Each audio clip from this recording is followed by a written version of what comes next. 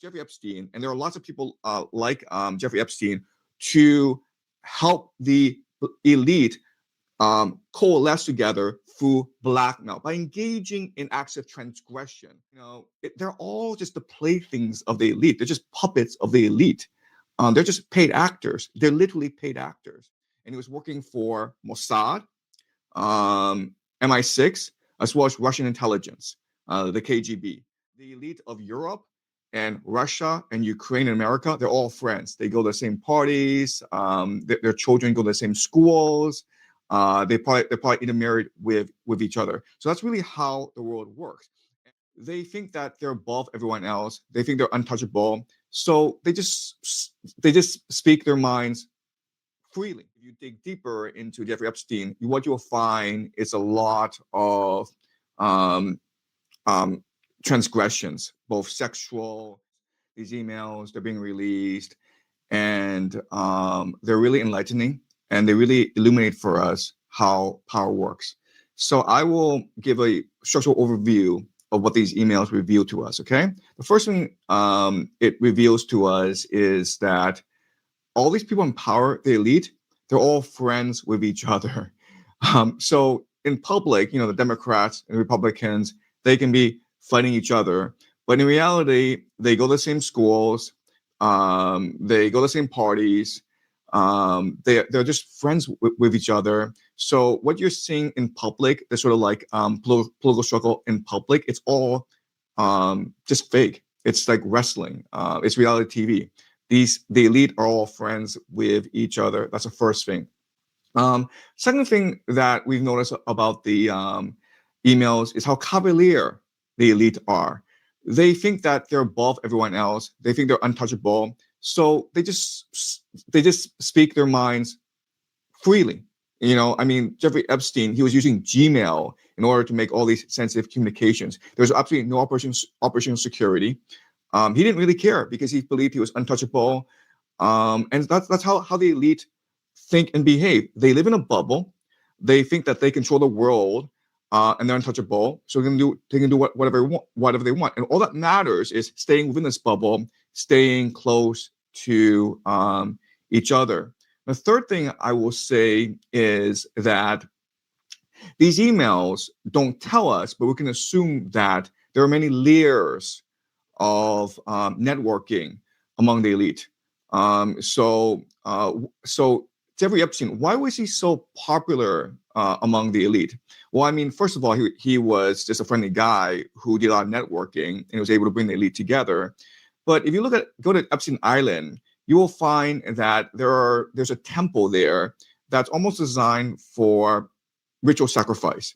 So what I've researched and what I've discovered is that the way that the elite stay together is through rituals, secret society rituals. Why? Because at the end of the day, if you're part of the elite, your biggest problem is trust. How can you trust that person to not rat you out in this political struggle? And the answer is, well, you blackmail each other, right? So you do acts together that would be considered taboo, including sex with underage children. There are lots of transgressions that you can do, and the more transgressions you do, the more cohesive the elite is.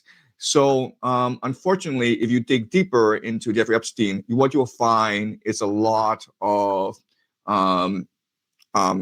transgressions, both sexual and violent as well, bringing these social taboos. Like the public. What's really astonishing about the Jeffrey Epstein case is that slowly the inner workings of the elite are being revealed to the public, and all these conspiracy theories that we once believed couldn't possibly be true, including that the entire American elite are just a bunch of pedophiles. They're slowly turning out to be true, and this marks a radical turning point in American history. So one possible interpretation is that all these politicians that we think are our representatives, they're all just the playthings of the elite. They're just puppets of the elite. They're just paid actors. They're literally paid actors. And so American democracy has always been a lie. And so Bill Clinton, Donald Trump, they just do the bidding of the powerful. The first thing we need to understand is that power always consolidates and coalesces. And what I mean by that is that these intelligence agencies, Mossad, CIA, MI6, they're all, they're all interlocked together. They're all in alliance together. That's the first thing. Second thing is that these intelligence agencies are also in alliance with different secret societies as well as criminal organizations. So from the perspective of people like someone like Jeffrey Epstein, he's the real power in the world.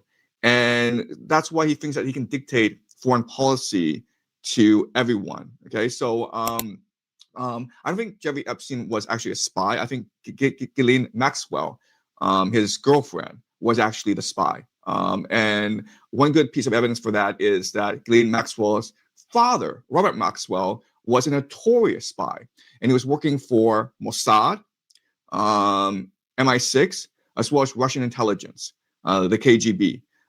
So that's how the powerful works. The powerful are almost like a nexus of all these intelligence agencies, foreign governments, secret societies, and criminal organizations. And so they discuss amongst themselves how to best frame issues and how to best push events. So, from the perspective, if you look at more and more of Jeffrey Epstein's emails, what you would discover is that he was privy to a lot of geopolitical events, and in fact, he was actually helping to plan a lot of geopolitical events as well. Together. So in today's society, you have a problem of coordination. How do you get groups to work together? Well, you get them to work together mainly for secret societies, and because secret societies solve three major problems that would benefit the members in today's society. The first is secrecy, second is trust, and the third is coordination. Okay, so secrecy, because you don't want to be discovered. If you are discovered, people would think that you're cheating in this game, and then you would be outlawed, you'd be persecuted. Trust is, how do you trust members of your society not to rat you out? And the third is, how do you work together for a common cause, coordination? And the solution to all three problems is, of course, blackmail. So you need someone like Jeffrey Epstein, and there are lots of people like Jeffrey Epstein, to help the elite coalesce together through blackmail by engaging in acts of transgression, whether it's ritual sexual abuse of children, which is very common. But look, there are actually even worse forms of transgression. I'm not going to go into them because they are disgusting and vile. But we've all heard rumors of this transgression. So that's why we have blackmail today. That's why someone like Jeffrey Epstein is everywhere in society. And that's why we need someone like Jeffrey Epstein, because the only way for the elite to work together is through blackmail. Otherwise, they don't trust each other. Otherwise, they'll go to war with each other. So something I will say with regard to Donald Trump is that people forget that Trump's first mentor and his most influential teacher was actually Ray Cohn. Okay, if you look at Ray Cohn, if you look at history, he was actually the original Jeffrey Epstein. He was part of the Washington gay mafia, and he specialized in blackmailing politicians. He was very good friends with J. Edgar Hoover. They went to each other's parties where they engaged in all these sort of like homosexual endeavors, and they had pictures of each other. So Roy Cohn was the original Jeffrey Epstein, and he was the mentor of Donald Trump. So what did Donald Trump learn from Roy Cohn? He learned how to blackmail other people, but most importantly, and this is really important for us to understand, is he learned how to avoid being blackmailed. So another thing that I will say about Donald Trump is that he's a teetotaler. He does not drink.